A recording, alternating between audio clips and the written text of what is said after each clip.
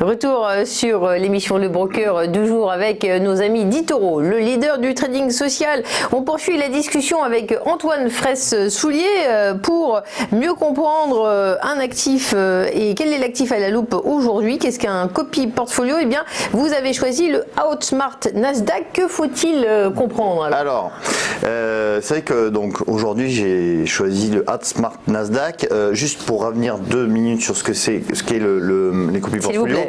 Copy portfolio, ça a été mis en place il y a 4 ans maintenant par eToro. Ce sont des portefeuilles d'investissement thématiques qui donc investissent dans des thématiques qui ont un potentiel de croissance important.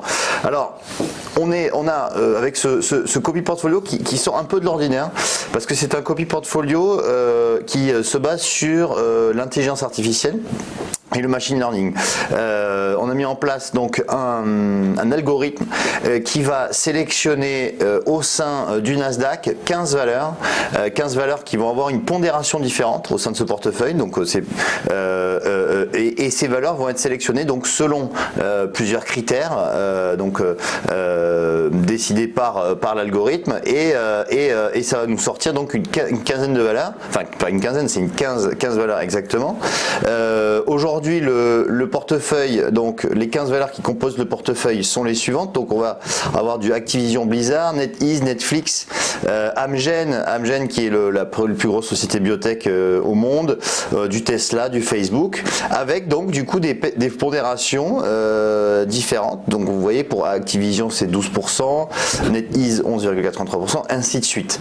Ce qu'on peut dire c'est que dans le temps ce portefeuille est très performant. Comme vous pouvez le voir à l'écran, on est sur une performance en 2020 en cours de 41,68%, en 2019 44%, en 2018 5%, et donc on est sur quand même un portefeuille qui a 2 ans et demi d'existence. Il a été construit dans 3 ans, excusez-moi, 3 ans, puisque c'est octobre 2017. Ensuite, on a aussi backtesté ce portefeuille. Ça veut dire quoi? C'est que on a fait des performances rétroactivement, on a évalué les performances, donc on voit que en 2015, enfin depuis la création de ce portefeuille, on est en performance positive annuelle. Et d'ailleurs les investisseurs d'eToro ne s'y trompent pas puisque on a 1121 investisseurs qui sont actuellement dans ce portefeuille.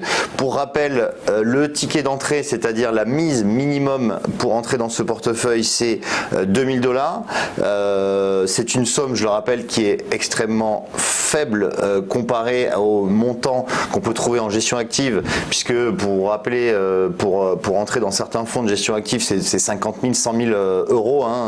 Là, on parle de $2000, donc c'est quand même un montant qui est relativement abordable entre guillemets.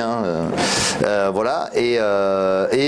Donc voilà, c'est un portefeuille que je voulais mettre en avant ce matin, le Outsmart Nasdaq. Merci beaucoup Antoine. Et puis on termine par le point pédagogique. Enfin, vous allez tout comprendre. David, expliquez-nous. C'est juste après une petite page de publicité, bien évidemment.